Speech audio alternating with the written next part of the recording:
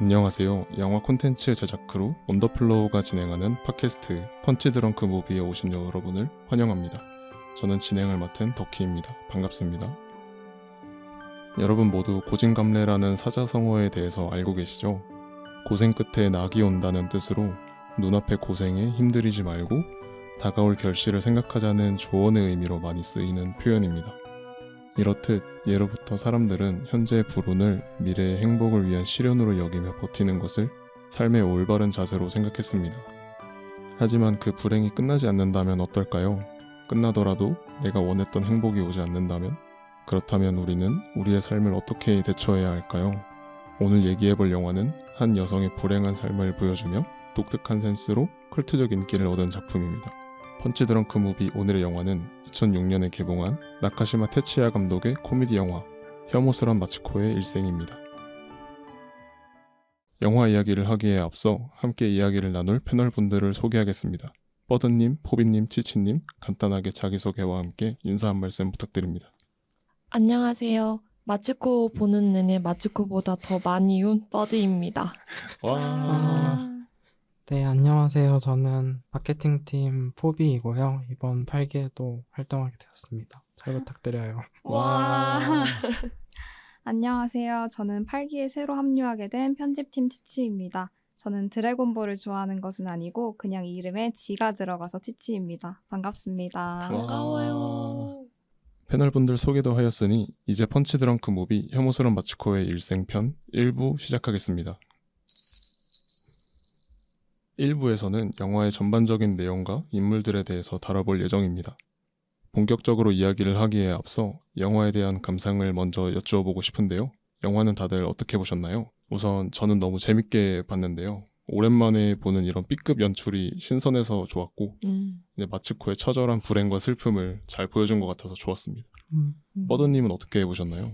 저도 그런 B급 연출들 때문에 영화 초장에는 되게 우히히하면서 봤었는데 마지막에는 진짜 오열 펑펑하면서 나왔던 영화입니다. 그러니까요. 네, 애들은 안 울고 어른들만 울더라고요. 저도 되게 연출도 되게 좋았고 그다음에 저도 B급 영화 되게 좋아하거든요.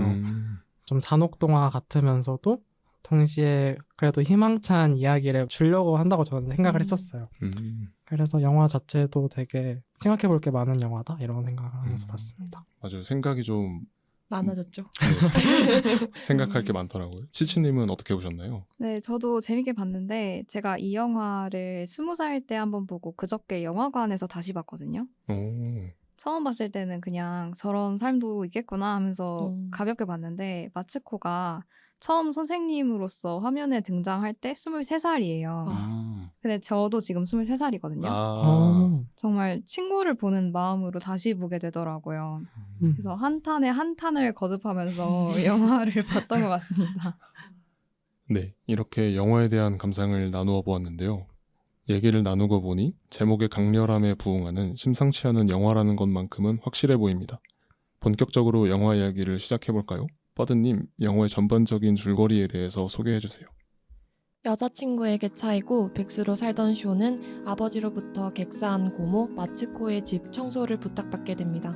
53세로 사망한 마츠코는 이웃 주민들로부터 혐오스러운 마츠코라고 불릴 정도로 처참한 생활을 하는 사람이었는데요.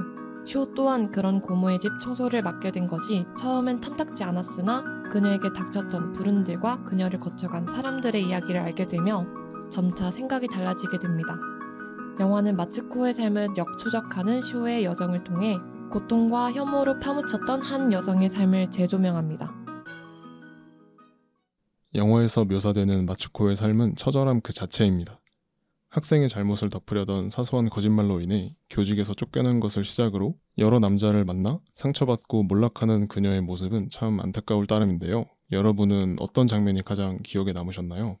저 먼저 말씀드리자면 마츠코가 여러 사람에게 사랑을 갈구하다가 결국 이제 중학교 제자였던 류와도 헤어지게 되잖아요. 류한테 이제 얻어맞고 하얀 눈밭에 엎어져서 난데 이러면서 맞아요. 그 혼잣말 하는 장면이 있는데 그게 너무 마음이 아프더라고요. 맞아요. 코피도 팡 터져 있잖아요. 그러니까 출소까지 기다려줬는데 얻어맞기나 하고 너무 마음이 아픈 장면이었습니다. 포비님은 어떻게 보셨나요? 저는 완전 초반 장면인데 음. 마츠코가 아빠한테 처음에 혼났던 그 장면이 되게 기억에 남는 것 같아요.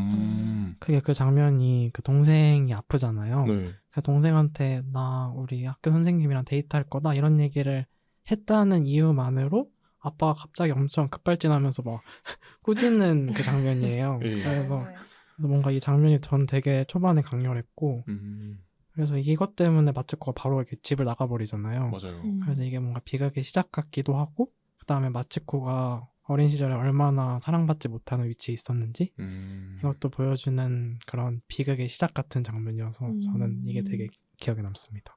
치치님은 어떤 장면이 가장 마음에 드셨나요?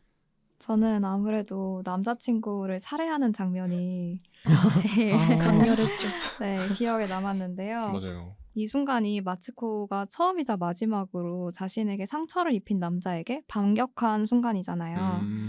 그래서 개인적으로 통쾌한 장면으로 남아있고 이 사건을 계기로 마츠코가 범죄자일지언정 자신의 주체성을 되찾았다면 참 좋았겠지만 결국 마츠코는 이걸 계기로 이제 사랑하는 남자를 내가 죽였으니까 나도 죽어야겠다 이러고 총 2번의 자살 기도를 하게 되는데 네. 첫 번째는 자의적으로 두 번째는 죽을 여건이 안 돼서 못 죽었어요.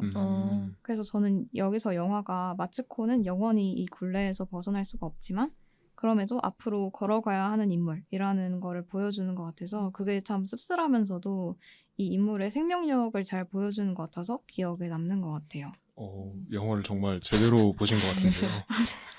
그래서 저도 그 치치님께서 말씀하신 여러 번의 자살 시도 중에서도 되게 슬픈 장면이긴 한데 그 류랑 같이 수면제 약을 먹고 자살 시도하려다가 퍽 하고 뱉어내잖아요. 맞아요. 저는 그 장면이 웃기기도 하고 묘하게 슬프기도 해서 되게 인상 깊었던 것 같고요.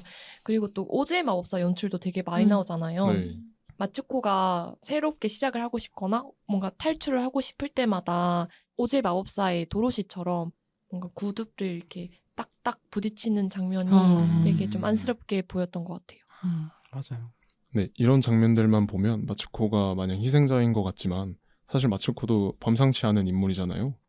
애정에 목이 말라서 연인의 폭력도 참아가는 비참한 모습을 부인인가 하면 배신한 동거인을 살해하거나 사랑을 위해서 야쿠자 세계에 몸을 담는 것도 불사하는 모습도 보여주는데요. 패널분들은 이런 마츠코라는 캐릭터를 어떻게 보셨나요? 우선 저 먼저 말씀을 드리자면 참 안타까운 인물이라고밖에 생각이 들지 않더라고요. 영화를 보다 보면 왜 이렇게 주도적이지 못할까? 이리 치이고 저리 치이고 좌절하는 마츠코가 참 답답하다는 생각도 들었거든요. 하지만 누구에게도 진심으로 사랑받지 못한 사람이 스스로 일어설 수 있는 힘을 낼 수 있을까 생각을 해보면 또 그런 마츠코가 이해가 되기도 하고 생각하면 할수록 마음이 짠해지게만 하는 그런 인물이었습니다. 맞아요. 치치님은 어떻게 생각하셨나요? 네, 저도 마츠코가 자신의 삶에 대해서 정말 최선을 다하는 인물이라고 생각을 했는데 네. 선생님으로서도 최선을 다하고 매춘업소에서도 이제 탑까지 올라가잖아요. 네. 이 인물은 진짜 방향성 설정만 잘했으면 이제 뭐든지 잘할 인물이다라는 생각이 들었어요. 그럴 수도 있겠네요. 근데 선생님이라는 직업도 사실은 아빠가 좋아할 것 같아서 선택한 직업이잖아요. 네, 매추는 말할 것도 없고 이제 미용 같은 경우에도 사귀었던 남자한테 돌아가기 위해서 선택했던 일이기 때문에 이 마츠코가 가지는 직업이나 하는 모든 일이 결국 남자를 위해서, 그러니까 사랑을 위해서 이런 헌신이 약간 사랑의 화신 같아서 숭고하게 느껴지기도 하지만 마츠코는 자신이 최선을 다해야 되는 대상이 뭔지에 대해서 잘 몰라서 그냥 눈앞에 있는 대상에 집중을 한 인물인 것 같아요, 저는. 맞아요. 되게 뭔가 욕망에 충실한 인물처럼도 저도 느꼈거든요. 그래서 저는 좀 보면서 좀 덕희님이랑 좀 달랐던 게 저는 그냥 뭔가 희생자라는 생각도 물론 들었지만 네. 뭔가 욕망에 되게 충실한 주체적인 인물이라는 생각을 많이 했었어요. 그래서 뭐 그 선택들이 이렇게 결국에는 죽음으로 이끌었으니까 몰락처럼도 보이는데 뭔가 어떻게 보면은 다 자기가 하고 싶었던 걸 한 거란 말이에요, 이게. 그렇죠. 네, 그래서 뭐 연인의 폭력을 참아내는 것도 그렇고 동거인을 살해하는 것도 그렇고 그 마지막에 이제 어린 애들한테 좀 훈계하는 것도 그렇고 이런 거를 보면은 뭔가 이 인물이 좀 수동적인 인물만은 아니고 좀 주체적이고 내가 하고 싶은 거를 계속 꿈꾸는 그런 인물처럼도 저는 느꼈어요.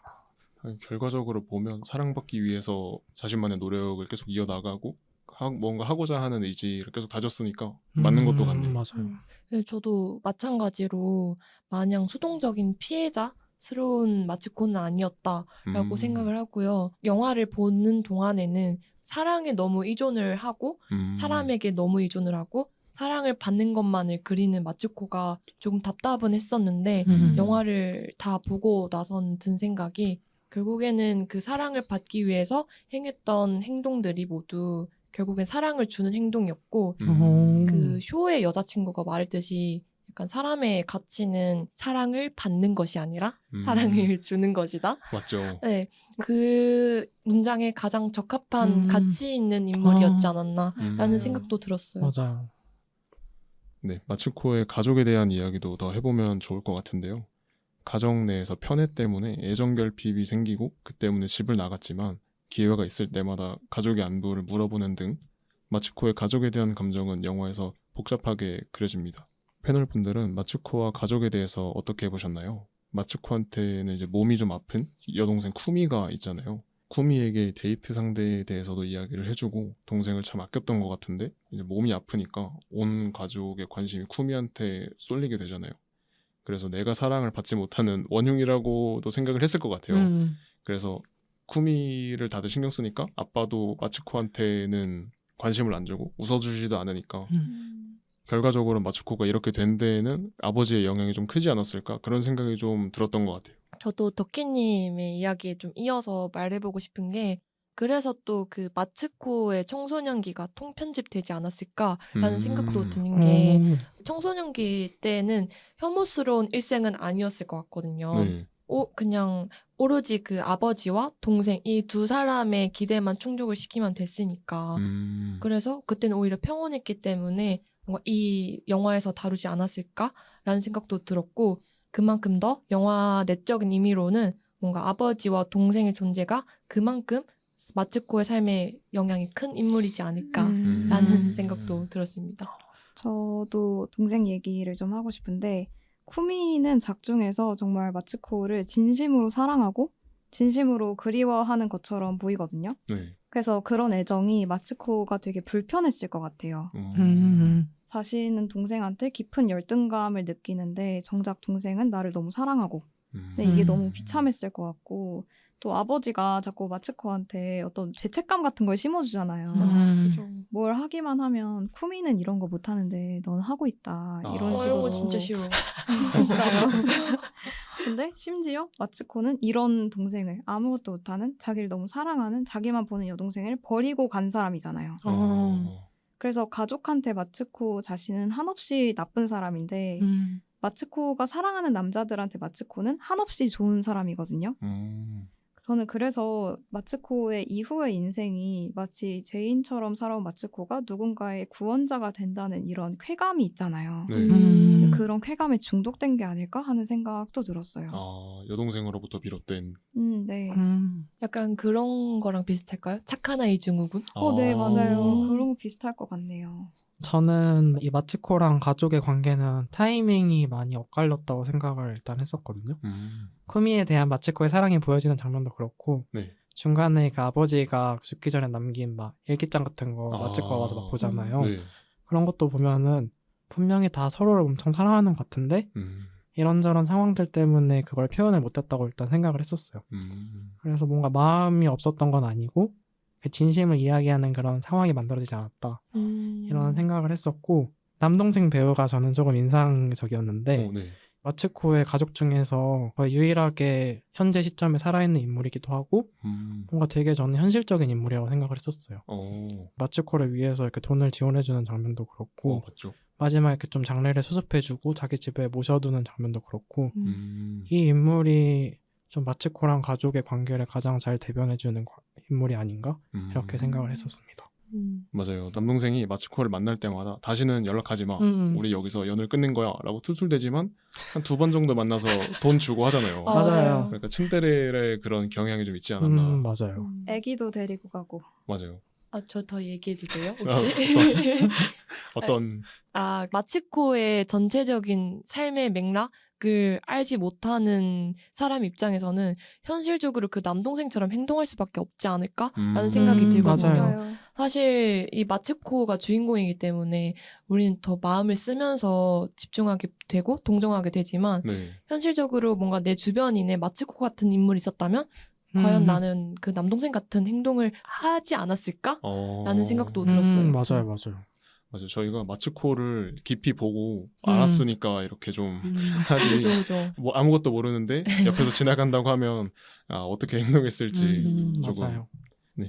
영화에서 마츠코는 많은 남자들을 만나는데요. 그 중에서 가장 기억에 남는 것은 역시 야쿠자인 류인 것 같습니다. 마츠코의 제자였던 그는 그녀의 인생을 꼬이게 한 인물인과 동시에 유일하게 그녀를 사랑한 인물로서 그려집니다.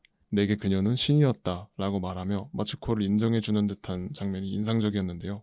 이런 마츠코와 류와의 관계에 대해서 여러분은 어떻게 보셨나요? 버드님 먼저. 류 잘생겼죠. 맞아요. 그 갑자기 딱 젊은 모습 나왔을 때 너무 잘생겼다 라고 일단 생각을 했고요. 맞아요. 다시 영화적인 의미로 돌아가 보자면은 일단은 마츠코가 다양한 남자들을 만나왔고 여러 번의 시련을 겪었잖아요.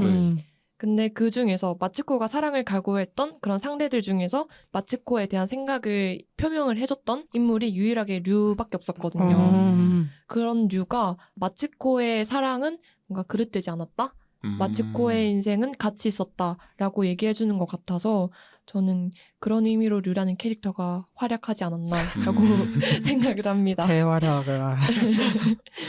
저도 같은 맥락인데 약간 구조적으로도 그렇지만 연인 관계 자체도 마츠코가 한 다른 사랑이랑 다르다는 느낌이 들었거든요. 기억나는 장면이 류랑 같이 동거를 하다가 친구 메구미가 이제 말리려고 찾아와요. 맞아요. 그러니까 마츠코가 문 밖에서 메구미한테 이 남자가 지옥이라도 난 상관없다. 나는 이 남자랑 같이 지옥 갈 거야. 이러잖아요. 근데 그걸 또 집안에서 류가 듣고 무슨 뒤통수 한 대 맞은 것처럼 막 감명을 받아요. 보통 근데 이럴 때 영화에서 남자 반응이 내 잘못을 이제 깨달았어. 이제 반성하고 우리 같이 착하게 살자. 이렇게 나와야 되는데 네. 류가 뭔가 그런 말을 하려는 것처럼 마츠코를 딱 보자마자 마츠코가 난 이제 야쿠자 여자를 할 거다. 이렇게 못을 박아버려요. 근데 저는 여기서 또 마츠코가 이 남자와의 관계에서 어떤 심리적인 우위를 점하고 있다라는 걸 느껴졌거든요. 어떻게 보면 관계의 모양을 자기가 결정하는 모습같이 느껴졌어요. 잘못됐지만, 그러니까 방향이 잘못됐고 결국에 나중에 좌절이 되지만 마츠코는 류와의 관계를 통해서 어떤 자기만의 성장을 한 것 같다고 생각이 들었어요. 맞아요. 뭔가 관계를 마츠코가 결정하는 장면들은 없었는데 진짜 말씀하신 선수 치는 느낌으로 네, 맞아요. 맞아요. 그랬던 것 같아요. 여태 동안 이제 그 수동적인 연애를 하다 보니까 이제는 다시 그런 사랑을 뺏길 수 없다 생각이 들어서 내질렀는데 그게 최악의 선택이었던. 그쵸. 맞아요. 제가 그 친구 메구미였으면 진짜 뒷목 잡았을 거예요. 진짜로. 듣다 보니까 그런 것 같기도 한데 제가 처음에 생각했을 때는 사실 류라는 인물이 되게 영화 속에서 인간을 상징하는 인물이라고 저는 사실 생각을 했었어요. 왜냐면은 아까 질문에서 말씀하신 것처럼 마츠코에 대해서 류가 신이다 그녀는 막 이런 식으로 얘기를 하잖아요. 네. 마츠코가 끝까지 사랑을 쫓고 그 다음에 뭐 다른 사람들에게 모두 사랑을 주는 그런 신적인 존재라면 류는 그거랑 완전 정반대로 인간의 양면성을 보여주는 존재라고 생각을 했거든요. 그래서 애기 류도 뭐 그렇지만 거짓말도 하고 마츠코한테 상처도 주고 이러면서 폭력이랑 악을 좀 보여주기도 하고 동시에 마츠코를 진짜 진심으로 사랑하는 인물인 것도 보여줘서 그래서 저는 뭔가 류가 그냥 조연이 아니라 우리 인간이 뭐 악할 수도 있고 실수도 할 수 있는데 마츠코와 같은 존재 그런 걸 통해서 구원의 가능성을 항상 가지고 살아갈 수 있다? 그런 거를 보여주는 메타포라고도 느꼈습니다. 저는 그렇게까지는 못 보고 그냥 류의 거짓말로 시작해서 마츠코의 인생이 무너지고 마지막에 매짐을 또 해주니까 류 잘생겼지만 이게 좀 정이 가진 않더라고요. 맞아요. 그쵸. 쓰레기죠 사실. 너무 싫어요. 네, 그럼 다음 질문으로 넘어가자면 사실 마츠코가 류를 만났을 때 미용실에 취직해서 어느 정도 자립할 만한 준비가 되어 있는 상황이었잖아요. 그렇다면 마츠코가 류라는 인물을 만나지 않았더라면 어떻게 됐을까요? 더 이상 나락에 빠지지 않고 좀 더 나은 삶을 살 수 있었을지 궁금합니다. 포비님은 어떻게 생각하시나요?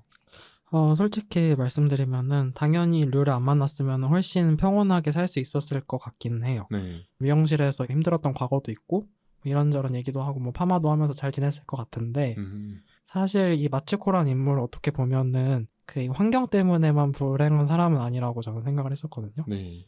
그 인물이 사실 근본적으로 보면은 사랑이라는 그 욕망을 되게 추구하는 인물이잖아요. 네. 그래서 만약에 류가 아니었더라도 언젠가 또 다른 뭐 남자가 나타나면 맞아요. 네, 그 사람한테도 기대고 또 집착하고 뭐 이러다가 비슷한 결말로 끝났을 수도 있긴 하다고 저는 생각을 했었어요.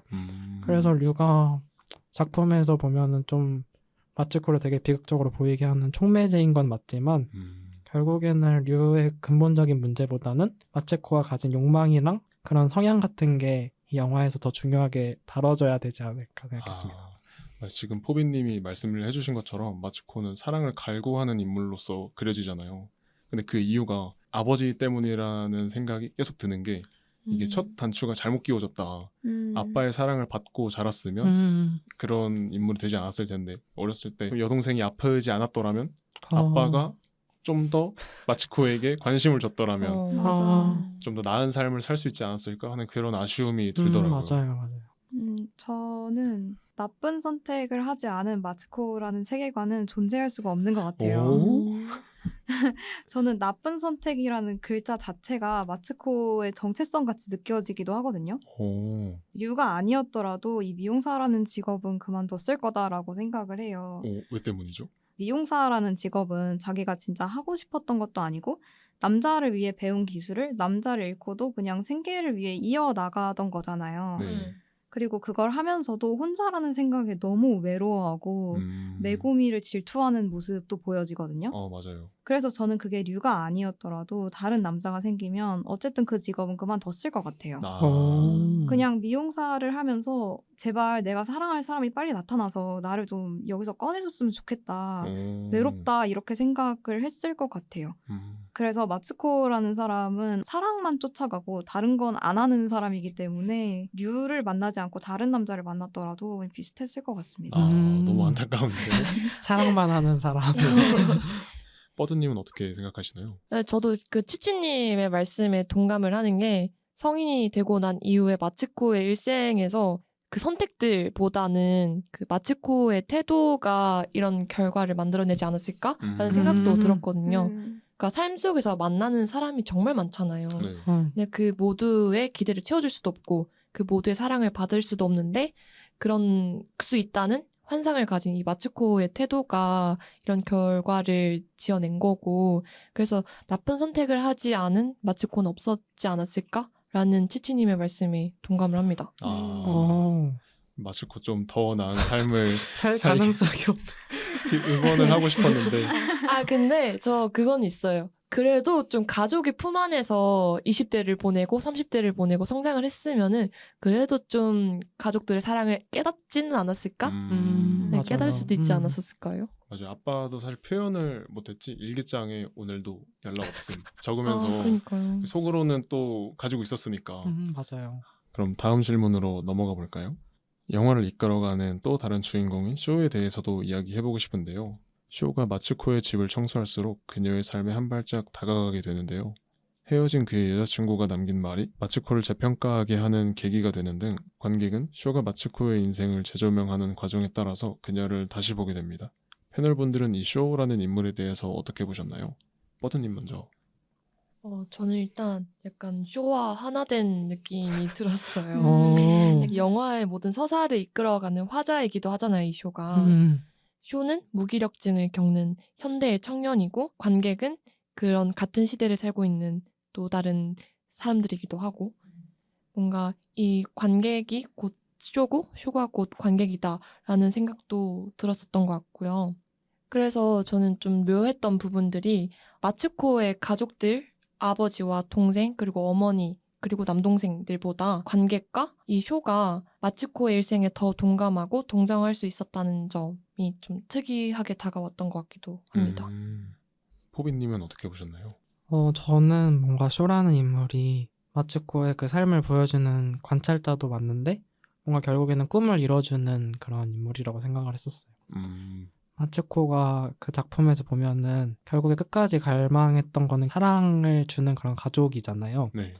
그래서 이 조카라는 쇼를 통해서 아버지한테도 뭐 연인한테도 이렇게 사랑받지 못했던 마츠코를 결국에 가족이 다시 품어주는 그런 느낌이라고 생각을 했고, 그래서 쇼도 보면은 뭔가 처음에는 이거 내가 왜 해야 돼 이런 식으로 좀 무심하게 시작을 하는데 맞아요. 점점 이렇게 흔적을 정리하면서 마츠코의 인생도 보고 마츠코라는 인물에 대해서 그 가족의 감정을 되게 많이 느꼈다고 저는 느꼈어요. 그래서 쇼는 마츠코의 삶이 우리한테 그냥 비극이 아니라 결국에는 꿈이 이뤄졌을 수도 있다. 이런 식으로 또 해석할 가능성을 주는 인물이라고 생각했습니다. 저는 쇼보다도 쇼의 여자친구가 쇼를 떠나면서 남긴 말이 중요한 것 같은데 여기서 뭐라 그러냐면 아까도 말씀하셨지만 인간의 가치는 뭘 받느냐가 아니라 뭘 주느냐에 따른다는 것이라 그러잖아요. 근데 마츠코는 받는 사람이 아니고 주는 사람이잖아요. 그래서 이 말 자체가 마츠코를 좀 위로할 수 있는 말이라고 생각을 했어요. 쇼는 영화 속에서 유일하게 마츠코에게 공감하는 인물이기도 하고 쇼 같은 경우도 일용직을 전전하고 중년의 마츠코처럼 쓰레기집에 사는 사람이잖아요. 그것 때문에 저는 쇼가 마츠코랑 좀 닮아 있다고 봤는데 그래서 쇼의 여자친구가 그런 말을 했을 때 그걸 쇼가 아니고 어쩌면 마츠코한테 하는 말처럼 느껴지더라고요. 오, 그렇게도 느껴지네요. 네, 그래서 쇼가 어쩌면 마츠코에게 그런 위로를 전달해주는 사람? 마츠코의 깎이고 깎인 인생에 얇은 덮개라도 좀 덮어주는 그런 최후의 좀 위로자 같은 인상을 받았습니다. 너무 마음이 아픈데요. 그 쇼가 없었으면은 마츠코가 쇼 덕분에 하늘에서도 조금이나마 마음이 편해지지 않았을까 하는 그런 생각이 듭니다. 1부의 마지막 질문입니다. 영화는 마츠코의 주마등으로 끝이 나는데요. 사망했던 집부터 시작해서 거쳐왔던 여러 남자들을 지나가고 마지막엔 떠났던 집으로 돌아와서 반겨주는 동생과 만나는 장면은 마음을 깊게 울리는 것 같습니다. 패널분들은 이런 엔딩에 대해서 어떻게 생각하시나요? 우선 저는 영화 엔딩이 일단 되게 좋았어요. 그러니까 뭔가 마츠코가 죽음을 맞이했는데 계단을 올라가는 듯한 연출로 이게 마무리가 되잖아요. 네. 계단이 저는 그 영화 트루먼 쇼에서 세상을 향해서 나가는 그런 연출이랑 비슷하다고 생각을 했었거든요. 그래서 새로운 세상 아니면 내가 평생 가장 원했던 세상으로 돌아가는 듯한 연출이어서 되게 좋았고, 그다음에 그 마지막에 마츠코가 죽는 장면을 보면은 그 풀밭 같은데 대자로 누워서 이렇게 죽는단 말이에요. 네. 근데 그 마츠코가 입던 옷이 가까이서 보면 누더기 있는데 멀리서 보면 꽃처럼도 보인단 말이에요. 맞아요. 그래서 이 뭔가 씨앗이 이렇게 멀리 이렇게 날아다니다가 결국에는 다시 돌아와서 꽃처럼 펴버린 피어났다 이런 것처럼도 보여서 되게 좋았고, 인간이 돌고 돌아서 뭐 어떤 인생을 살 수도 있지만 결국에는 사랑받는 자리로 돌아갈 수 있다, 이런 보편적인 위로처럼도 느껴졌습니다. 저도 마츠코가 계단을 올라가는 장면을 보면서 고생했다, 드디어 쉬는구나 이런 맞아요. 생각이 들었거든요. 영화 보는 내내 계속 마츠코가 불쌍하게만 느껴졌는데 계단 올라가면서 어린 마츠코가 뒤를 이렇게 돌아보는데 눈물이 맺히더라고요. 진짜요? 너무 마음이 아파서 그래서 아. 고생했구나, 맞아요. 잘 쉬어라 이런 생각이 들었습니다. 저는 너무나도 따뜻한 장면이긴 했는데 한편으로는 이것도 마츠코가 살면서 받지 못한 축복이라는 생각이 들어서 그게 너무 슬프더라고요, 오히려. 그래서 마지막에 이렇게 동생 방으로 올라가는 계단에서 잠깐 어린 시절의 모습으로 돌아가잖아요. 네. 그래서 노래를 부르면서 아버지의 인자한 미소를 봤는데 여기서는 또 마츠코가 이상한 표정을 안 지어도 아빠가 웃어주잖아요. 여기서 살짝 울컥했고 그리고 다 올라와서 죽은 동생한테 이제 이렇게 환영을 받는 것 전부가 너무 마음이 아프기도 해서 저도 약간 그래 수고했다 이런 생각이 들었어요. 맞아요. 저는 동생과 만나는 엔딩 그 전 부분의 연출이 또 인상이 깊었는데요. 뭔가 마츠코의 일생 동안 계속 나오는 노래가 몸을 웅크렸다가 펴서 저 밤하늘의 별을 닫자라는 노래를 계속 부르잖아요. 네. 근데 50대의 마츠코는 별을 바라보지 않는단 말이에요. 맞아요. 네, 물웅덩이에 비친 밤하늘의 별만을 바라보다가 메구미의 명함을 받고 새로운 생을 결심하고 그제서야 또 밤하늘의 별을 바라보기 시작을 하는데요. 그 이후에 결국 사고로 죽게 되었지만 그때 엎어졌다가 대자로 뻗어져서 다시 밤하늘을 바라보는 상태로 꽃밭에서 죽는 그 마츠코의 모습이 뭔가 그 주변을 둘러싼 노란 꽃들도 그렇고 결국엔 별에 닿았구나라는 저도 좀 뭔가 안심이 들었던 것 같아요. 맞아요. 꽃이 노란색이네요. 별처럼. 맞아요. 너무 좋네요. 마지막에 보면 마츠코가 그래도 이제 다시 살아가고자 하는 의지를 다지잖아요. 애궁의 명함을 다시 찾으면서 겨우 이렇게 다시 살아가고자 하는 의지를 가졌는데 너무 허망하게 죽은 것 같아서 마츠코가 너무 안타깝게 느껴지는 마무리였습니다. 맞아요. 네, 이렇게 1부에서는 영화의 전반적인 내용과 감상에 대해서 많은 이야기를 나누어 보았습니다. 짧게 다룬 것이 아쉬울 정도로 깊은 여운을 남기는 이야기였는데요.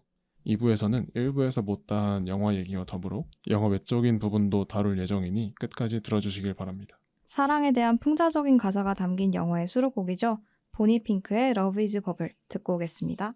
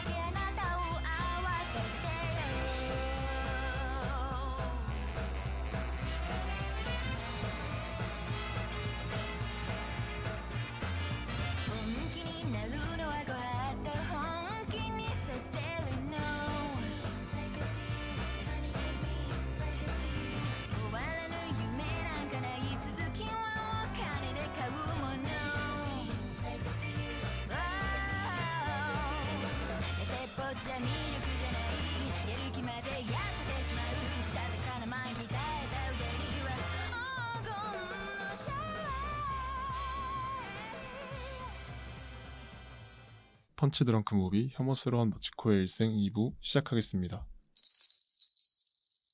2부에서는 영화 외적인 요소와 1부에서 못다한 영화에 관한 얘기들에 대해서 이야기해보려고 합니다. 영화 연출에 대해서 이어서 얘기하면 좋을 것 같은데요. 가장 인상적인 건 아무래도 마츠코의 삶을 그려낸 방식이라고 생각을 합니다. 너무나도 우울한 얘기를 뮤지컬이나 슬랩스틱, 패러디를 동원해서 묘사해서 당황스러울 정도로 발랄한 게 이 영화의 특징인데요. 여러분은 어떤 연출이 가장 인상 깊으셨나요? 그리고 이토록 발랄하게 연출한 이유가 무엇인지에 대해서 한번 이야기해 주시면 좋을 것 같습니다. 우선 저 먼저 말씀을 드리자면 이런 B급 연출이 저는 정말 다행이었다, 마음에 들었다는 생각이 들었는데요. 작중에서 보이는 마츠코의 삶은 정말 혐오스럽다라는 표현이 적합할 정도로 참 불행한 모습을 보여주는데요. 이게 B급 연출이 아니라 좀 더 진지한 연출로 보여줬다면 영화를 보고 나서 좀 힘들었을 것 같아요. 맞아요. 이런 마츠코의 힘들어하는 감정선이나 이런 것들이 가볍게 다뤄줘서 참 다행이었다, 그런 생각이 들어서 B급 연출이 저는 오히려 다행이었다는 생각이 들었습니다. 뻐도님은 어떻게 생각하시나요? 사실 이렇게 가볍게 다뤄줬어도 묵직하게 다가오긴 해서 네. 맞아요. 힘들기는 했던 것 같기도 해요. 근데 저는 또 인상 깊었던 장면이 초록색 배경에서 해피 웬즈데이 그거 했을 맞아요. 때 사실 현실적으로는 되게 불륜 장면이잖아요. 네. 그런 장면조차도 동료적으로 뮤지컬적으로 풀어내는 게 경험해보지 못해서 갖고 있는 아이 같은 환상, 사랑에 대한 환상 같다고 좀 느껴졌었고요. 그래서 더더욱이나 아이들이 볼 법한 뮤지컬, 동료, 동화 약간 이런 연출들이 많이 쓰이지 않았나 하는 생각도 들었어요. 저는 이 이야기가 이제 마츠코의 시점으로 진행이 되잖아요. 네. 그래서 그런 발랄한 연출들이 많이 들어갔다고 생각을 했는데 제가 생각하기에 마츠코는 자기 삶을 끝없는 희망 그리고 끝없는 사랑의 욕구로 바라봤던 인물인 것 같아요. 그래서 감독이 그것을 시각적으로 구현하고자 했던 것 같고 이게 웃기게 보니까 더 슬프기도 하더라고요. 저는. 그만큼 약간 현실의 비극이 더 크게 다가오는 것 같기도 하고 현실의 마츠코들의 삶은 어떨지를 더 생각하게 되고 그래서 저는 이런 역설적인 감정을 좀 느꼈던 것 같습니다. 저는 완전 이 B급 연출은 다 너무 좋았고 특히 좋았던 연출은 그 달처럼 이렇게 얼굴들이 막 이렇게 떠오르는 연출들 있잖아요. 네. 마츠코가 사랑하는 남자들의 얼굴이 하늘에 있는 달처럼 떠오르는 이 연출이 저는 일단 너무 재밌고 좋았어요.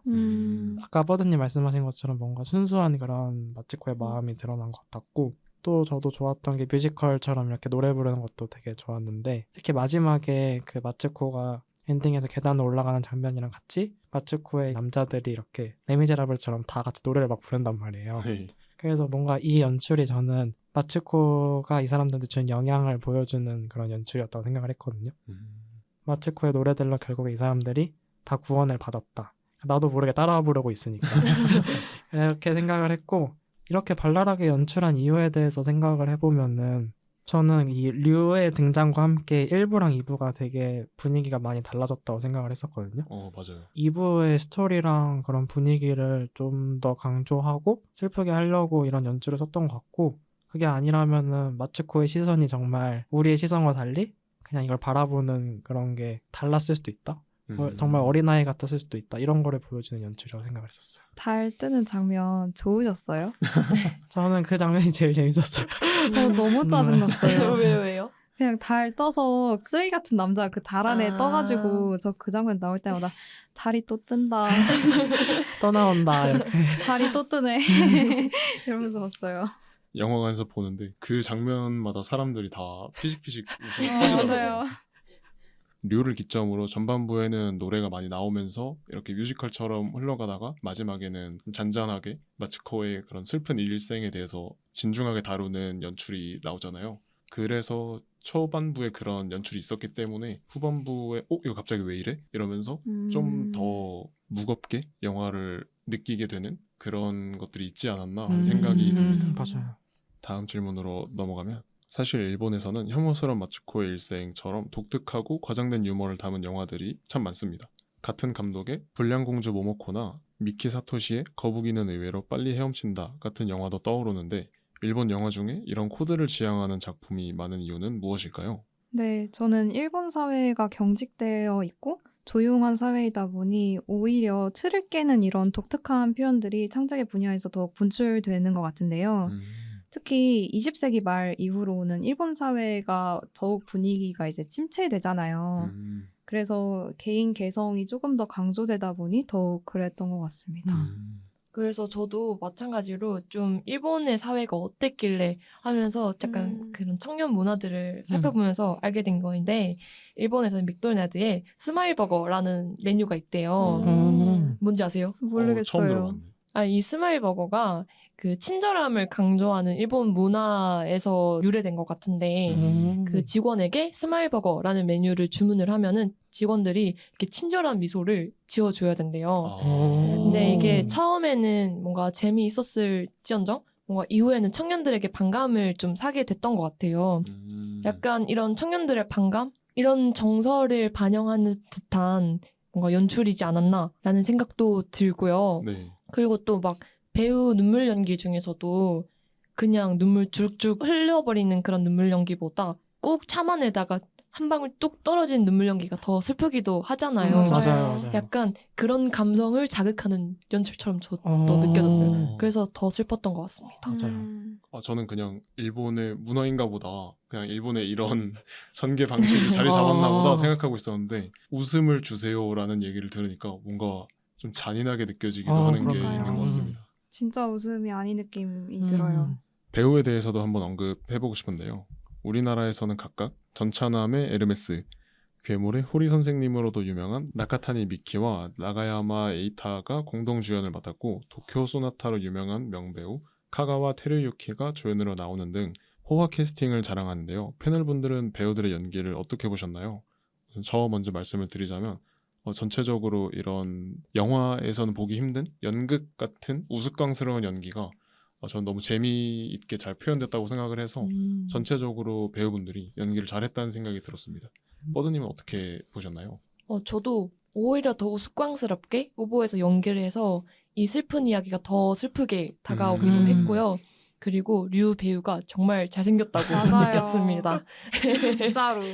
그리고 또 그 마츠코 배우도 사실 20대부터 50대까지 연기를 한 거잖아요. 네. 근데 그 일생을 모두 연기하기가 사실 쉽지는 않을 텐데 뭔가 자연스럽게 잘 소화해낸 것 같아서 정말 훌륭한 연기였다고 느꼈습니다. 맞아요. 20대 때는 20대처럼 보이고 30대는 또 30대 얼굴이 보여요. 맞아요. 저는 마츠코의 동생 쿠미 역 배우 이치카와 미카코 배우를 원래 되게 좋아하는데 오, 그래요? 네, 원래 모델 활동을 했던 배우예요. 그래서 키가 좀 크거든요. 오. 근데 얼굴이 너무 애기 같잖아요. 너무 맞아요. 좋을까요? 그래서 방 안에서 이렇게 모비를 달고 침대에서 애기처럼 잠만 자는 이런 몸만 큰 아기 같은 느낌이 너무 잘 들었어요. 그래서 캐스팅이 너무 잘 된 것 같고 정말 무서울 정도로 순백한 연기를 보여주거든요. 그래서 그런 것들도 너무 잘 해낸 것 같아서 인상에 남더라고요. 그 동생 배우 웃는 게 정말 귀여워요. 맞아요. 사랑받을 수밖에 없는 동생의 역할에 딱 적합한 배우라고 느껴졌었는데요. 뭔가 그렇게 비식 웃을 때 그 미소가 너무 사랑스럽더라고요. 맞아요. 그래서 저도 마츠코였어도 쿠미를 사랑할 수밖에 없었을 것 같아요. 맞아요. 포비님은 어떻게 보셨나요? 저도 그 덕희님 말씀하신 것처럼 배우들이 다 연기 너무 좋았는데 개인적으로 좀 인상 깊었던 배우는 그 메구미를 맡았던 구로사와 아스카 배우가 좀 인상적이었는데 일단 저는 처음에 방을 뒤지다가 막 방에서 이 AV 그 비디오가 나오잖아요. 네. 그래서 이 구로사와 아스카 배우가 갑자기 등장을 하는데 저는 이때까지만 해도 이렇게 비중 있는 인물이 아니라고 생각을 했었거든요. 나왔을 때 생각보다 엄청 비중 있고 마츠코에게 많은 영향을 준 인물이더라고요. 마츠코가 살아있을 때 유일하게 끝까지 사랑을 해준 인물이고 맞아요. 처음부터 끝까지 마츠코랑 같이 뭐 감정을 공유하고 그다음에 마츠코를 위로해주고 그다음에 죽은 후에도 이렇게 찾아다니는 그런 인물이었는데 이 배우가 그런 낮은 감정의 연기도 잘하는데 되게 에로틱한 연기도 되게 잘하고 이래서 연기만 생각했을 땐 저는 이 배우가 되게 인상적이었어요. 맞아요. 너무 예쁘지 않아요? 그리고 맞아요. 너무 예뻐. 네, 다음 질문으로 넘어가겠습니다. 영화는 8월에 재개봉하여서 누적 관객 3만 명이 넘는 예상외 흥행을 기록했는데요. 보기 편한 영화라고 하기는 사실 힘들잖아요. 심지어 거의 20년 전의 영화인데도 이 정도로 국내에서 매니아층이 있다는 사실이 새롭게 다가왔습니다. 패널분들은 이 마츠코 영화가 한국에서도 팬을 모을 수 있었던 이유가 무엇이라고 생각하시나요? 포비님 먼저 말씀해 주시겠어요? 사실 말씀하신 것처럼 이게 영화가 재개봉을 했는데 저는 재개봉 영화가 되려면은 매니악한 팬이 확실히 있어야 된다고 생각을 하거든요. 근데 이 영화를 보면은 인간의 되게 보편적인 감정을 다루면서도 컬처적으로도 되게 눈에 띄고 재밌는 방식으로 연출이 이루어지잖아요. 네. 감독도 보면은 막 제가 알기로는 뮤직비디오 감독 출신으로 알고 있는데 그래서 비주얼 같은 것도 되게 화려하게 잘 나타낸 것 같아서 이런 보편적인 감정과 함께 되게 이게 용기 있는 연출이잖아요. 네. 슬픈 이야기를 이렇게 표현한다는 게 그래서 아마 그런 용기 있는 연출 덕분에 매니악한 팬이 생기지 않았나? 그래서 한국에서도 많은 팬을 모았을 수 있다고 생각을 했습니다. 저도 같은 맥락에서 뭔가 전 저희 한국 영화에서 청춘이라는 키워드를 다룰 때 어느 순간부터 좀 비슷해졌다고 느껴졌거든요. 특히나 이 청춘들의 아픔을 다룰 때 그냥 아픔을 더 자극적으로 혹은 더 슬프게 다루는 것들이 어느 순간부터 진부해졌고 어느 순간부터 이게 사람들을 위로해주지는 못했다라고 느꼈는데 그래서 오히려 더 포비님 말씀처럼 이 보편적인 정서를 색다르게 표현을 해낸 점이 이 매니아층들 그리고 이 한국의 청춘들을 공략하기에 딱 적합한 청춘물이었지 않았나라는 맞아요. 생각도 들었습니다. 맞아요. 저는 이 영화가 한국인들 사이에서 워낙 유명하다고 생각을 해서 그렇다고 생각했는데 영화 좀 봤다고 하면 약간 혐오스러운 마츠코의 일생이라는 제목 정도는 다 들어봤을 것 같아요. 이번에 이제 재개봉을 했으니까 이번 기회에 안 본 사람들 싹 다 보러 가지 않았나 하는 생각도 들더라고요. 단순하게. 영화에 관해서 가장 이목을 끄는 부분 중에 하나가 혐오스러운 마츠코의 일생이라는 강렬한 제목이라고 생각을 하는데요. 저는 영화를 보고 나니까 이런 생각이 들더라고요. 혐오스러운이라는 이 형용사가 어디에 붙는 걸까? 그러니까 마츠코가 혐오스럽다는 걸까? 아니면 그런 마츠코의 일생이 혐오스럽다는 걸까? 하는 이런 의문점이 들었는데 패널분들은 이 부분에 대해서 어떻게 생각하시나요? 저는 마츠코의 인생이 혐오스럽다라고 표현이 됐다고 생각이 되는데 음. 마츠코는 사실 현실에서 만나기 싫은 인물이잖아요. 그쵸. 엮이기 싫고 그 긴 사연을 얘기를 하면 들어주기가 싫은 그런 사람인데 쉽지 않죠. 영화가 이렇게 얘기하는 것 같았어요. 너희들이 그동안 회피해왔던 이런 혐오스러운 인생이 있는데 이런 인생을 한번 너네가 제대로 봐. 오. 이렇게 하고 제 눈앞에 저를 묻고 이 영화를 들이대준 느낌이었어요. 그래서 내가 이 영화가 아니라면 정말 가까이 하기 싫은 사람의 어떤 인생을 보게 되는 느낌이어서 이 마츠코의 인생을 1인칭으로 강제 체험을 하면서 그녀한테 몰입하게 되고 그렇게 혐오스러운 인생을 사는 사람에게 우리가 공감하게 되잖아요. 네. 그래서 저는 이 마츠코의 인생이 혐오스럽다라는 거에 조금 더 공감이 됐던 것 같아요. 저도 치치님이랑 같은 의견으로 일생이 혐오스럽다는 얘기로 받아들여졌거든요. 혐오스러운 일생에 대해서 생각하면서 보다 보니까 무서워지더라고요. 나도 잘못하면 저렇게 될 수 있지 않을까? 그런 맞아요. 두려움이 왔다고 해야 되나? 물론 열심히 살 거지만 마츠코도 저렇게 되는 데는 다 이유가 있었잖아요. 그리고 원래는 중학교 선생님이었는데 저렇게 됐다는 사실이 무섭게 좀 다가와서 일생이 혐오스럽다? 그런 생각이 들었습니다. 버스님은 어떻게 생각하시나요? 저도 영화를 보기 전에는 이 혐오스러운이라는 단어 자체가 워낙 강렬하다 보니까 이 앞부분에 혐오스러운 마츠코에 좀 강세를 두고 극장에 들어가게 됐던 것 같아요. 근데 영화를 보던 중에 저도 마냥 남의 일만은 아닐 수도 있겠다라는 생각도 들었고 영화를 다 보고 난 후에는 혐오스러운 마츠코의 일생으로 느껴지기도 했던 것 같습니다. 포비님은 어떻게 보셨나요? 저는 사실 제목을 들으면서 둘 다 그렇게 깊게 생각은 하지 못했었는데 영화를 다 보고 나서 제목을 다시 생각을 해보면은 뭔가 이 일생을 보고 혐오스럽다고 생각하는 우리가 혐오스러운 거 아닌가 이렇게도 생각을 했었어요. 이 일생이 사실 엄청 불쌍하고 아픈 일생이잖아요. 네. 근데 이 일생을 보고서 진짜 혐오스럽다 이렇게 생각하는 것 자체가 저는 혐오스러운 일이라고 생각을 했었습니다. 맞아요. 멀리서 봤다면 이렇게 공감하지 못했을 마츠코의 일생에 대해서 직접적으로 바라보면서 이런 삶에 대해서 알게 되는 이 영화가 무섭고도 좋게 느껴졌습니다. 네, 마지막 질문입니다.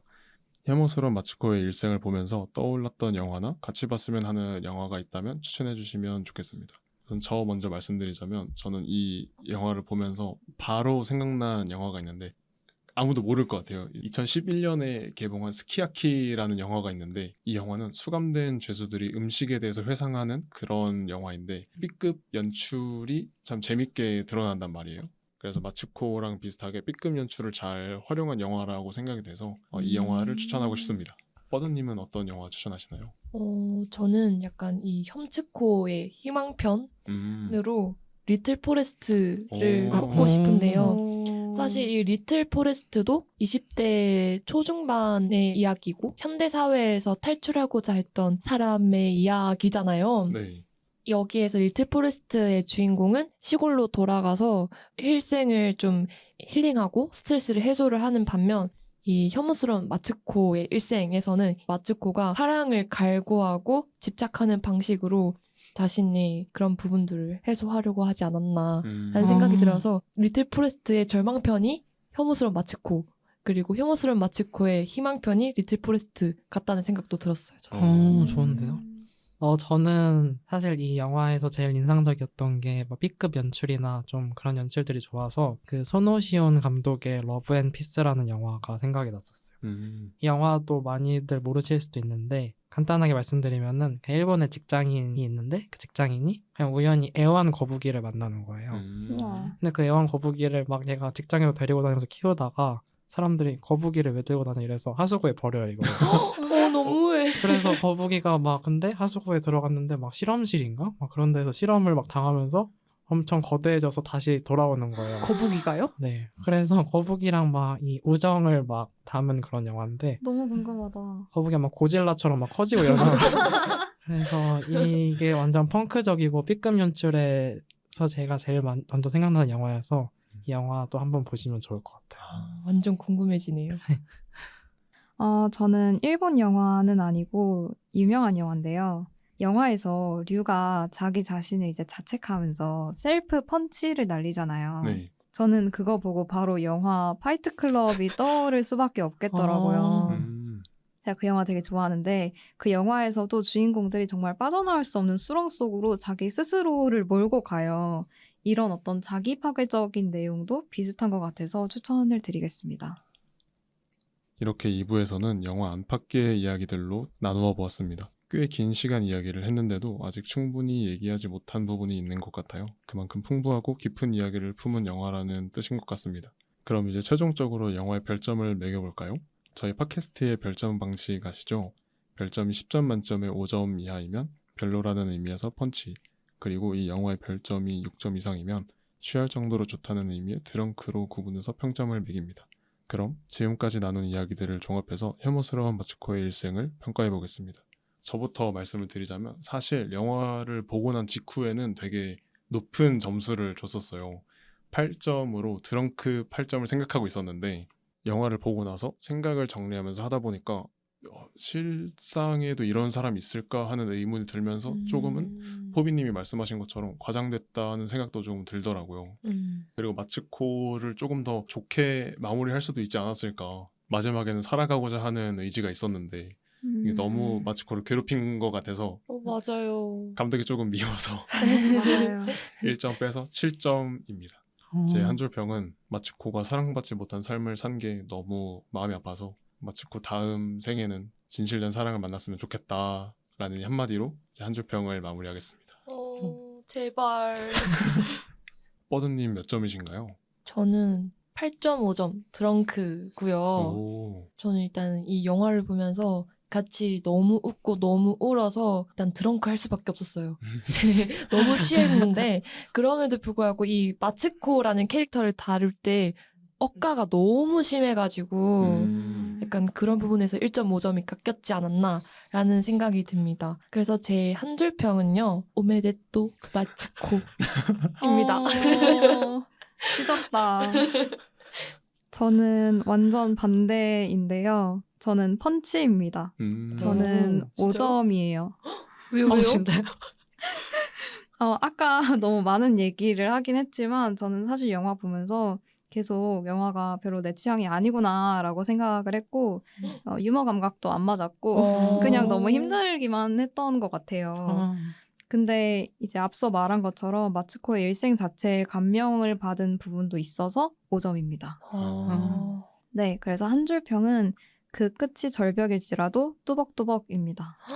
뚜벅뚜벅 걸어갑시다. 저는 되게 제 취향이었거든요. 그래서 연출들도 너무 좋았고 사실 이 영화를 보면은 마츠코라는 인물을 너무 벼랑 끝으로 몰고 피해자한테 너무 가학적으로 해가지고 공감을 강요한 건 아닌가 이런 해석도 많이들 하시는데 저는 그런 해석도 좋지만 뭔가 이 영화를 전체적으로 봤을 때 주는 메시지는 그냥 마츠코라는 인물이 우리를 결국에 구원해주고 그리고 그 사랑에 대한 영화라고 생각을 했었어요. 그래서 제 별점은 9점으로 드렁크고요. 한 줄 평은 고단한 생이 피워낸 꽃, 노래, 그리고 구원 이렇게 했습니다. 오, 좋다. 너무 좋은데요? 음악적이네요. 네, 오늘은 영화 혐오스러운 마츠코의 일생에 대해서 톱파보는 시간을 가졌습니다. 마치 험난했던 그녀의 삶을 가까이서 보고 들은 듯 짙은 여운이 남는 시간이었습니다.